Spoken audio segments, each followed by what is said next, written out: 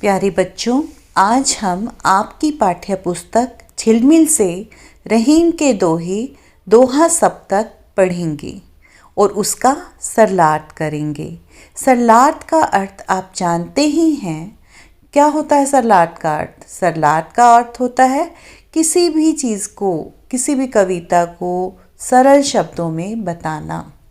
जब भी हम कोई कविता का सरलार्थ लिखते हैं तो उससे पहले हम एक क्या लिखते हैं? प्रसंग लिखा जाता है, जिसमें हम कविता का नाम, कवि का नाम एवं कवि उस कविता या दोहे में क्या कहना चाहता है या क्या संदेश देना चाहता है लिखते हैं।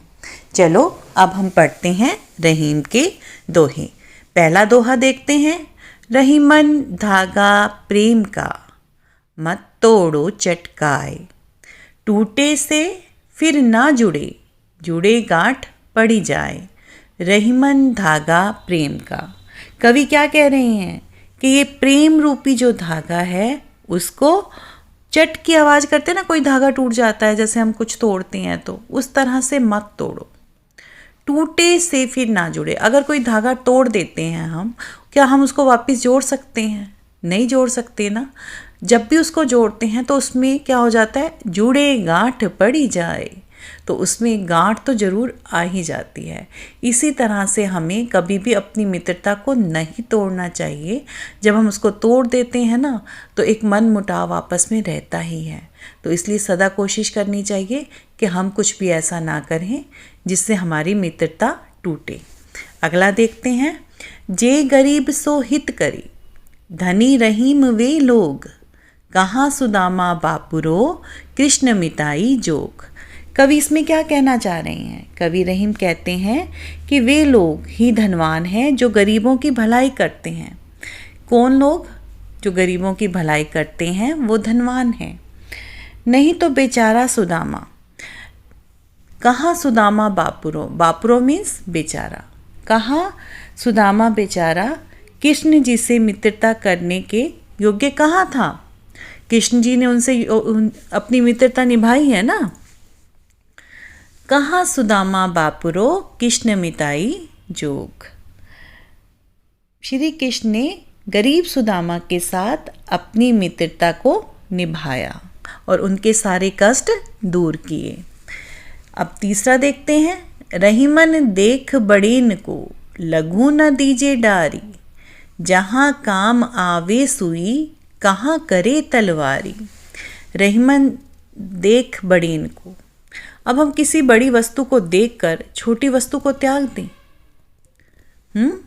अगर हमें कुछ बड़ा मिल जाता है तो क्या हम छोटी वस्तु को त्याग कर सकते हैं?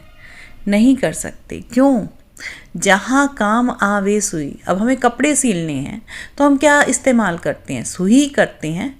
कहाँ करे तलवारी, वहाँ पर तलवार काम कर जाएगी क्या? नहीं करेगी। तो इसलिए क्या कहते हैं कवि? रहीमन देख बड़ेन को, लघु न दीजे डारी। जहाँ काम आवे सुई, कहाँ करे तलवारी। ठीक है, आगे देखें। चौथा है। ऐसी बानी बोलिए, मन का आपा खोए। ओरन को शीतल करे, आपहु शीतल होए। कवि क्या कह रहे हैं इसमें? ऐसी बाणी बोलिए, ऐसी बानी बोलिए। इतनी मीठी भाषा हमें बोलनी है, इतना मीठा बोलना है। मन का आपा खोए। क्या कह रहे हैं कवि? ऐसी बानी बोली, मन का आपा खोए। ओरन को शीतल करे, आपहु शीतल होए।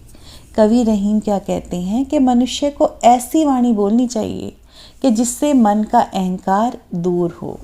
इतनी मीठी वाणी बोलनी चाहिए कि दूसरों को शीतलता पहुंचाए, है ना। और उस शीतलता से क्या होगा? दूसरा सामने वाला तो प्रसन्न रहेगा, आप भी प्रसन्न रहेंगे। ऐसी वाणी बोलिए, मन का आपा खोए। ओरन को शीतल करे, आपहु शीतल होए। औरों को भी शीतलता प्रदान करे और खुद भी शीतल रहें। अगला देखते हैं। वे रहीम नर धन्य हैं, पर उपकारी अंग। बाटन वारे को लगी, जो मेहंदी को रंग। कवि क्या कह रहे हैं इसमें? रहीम जी कहते हैं कि वो लोग धन्य हैं जो दूसरों का जो उपकार करते हैं उनके साथ रहते हैं। वे रहीम नर धन्य हैं पर उपकारी अंग, बाटन वारे को लगे जो मेहंदी को रंग। आपने कभी किसी मेहंदी जो बांट रहा होता है उसके हाथ तो अपने आप ही लाल हो जाते हैं ना, उस पे वो रंग अपने आप ही लग जाता है। मेहंदी का जो रंग होता है वो अपने आप ही लग जाता है। तो क्या कह रहे हैं कि इस तरह से हमें रहना चाहिए, उन लोगों का साथ लेना चाहिए जो उपकारी करते हैं, जो उपकार करते हैं, जो दूसरों पर दया भाव दिखाते हैं। नेक्स्ट देखते हैं। तरवर फल नहीं खात है, सरवर पियहि न पान। तरवर फल नहीं खाते हैं। तरवर किसको कहा गया है? किसको कहते हैं तरवर? पेड़ को। पेड़ कभी आपने देखा है फल खाते हुए? तरवर फल नहीं खाते हैं, सरवर पियहि न पान। और जो सरोवर होता है वो कभी पानी नहीं पीता है। पेड़ कभी फल नहीं खाते हैं। कहीं रहीम पर काज हित, संपत्ति संचही सुजान। कहीं रहीम पर काज हित, इसमें क्या कह रहे हैं कवि? कि जो दूसरों के हितों के लिए जो सुजान लोग होते हैं। सुजान कौन होता है? सुजान कौन होता है? बताओ जरा, पता है आपको? सुजान होता है सज्जन, जो संचही इकट्ठा करते हैं धन दौलत को। किसके लिए? दूसरों के परमार्थ के लिए। कहीं रहीम पर काज हित, संपत्ति संचही सुजान। ठीक है, जो क्या करते हैं? सज्जन व्यक्ति होते हैं, वो जो संपत्ति का इकट्ठा भी करते हैं तो किस लिए करते हैं? दूसरों के परमार्थ के लिए करते हैं। अगला देखते हैं। दोनों रहीमन एक से, जब लो बोलत नाही।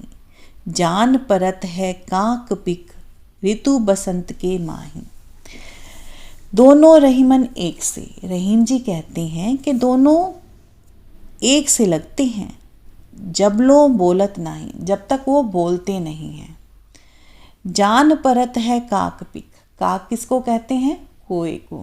और पिक किसको कहते हैं? कोयल को। दोनों का रंग कैसा होता है? काला होता है। तो कैसे पता चलेगा? कब पता चलता है हमें? जब बसंत ऋतु आती है और कोयल बहुत मीठा मीठा गाती है तो हमें पता चलता है कि कौन कोयल है और कौन काक है ना? तो इन दोनों का जो अंतर है वो हमें कब पता चला? बसंत ऋतु के आने पर। ठीक है, कोए की आवाज़ कैसी होती है? कर्कश होती है और कोयल की आवाज़ मीठी होती है। सभी को क्या पसंद होता है?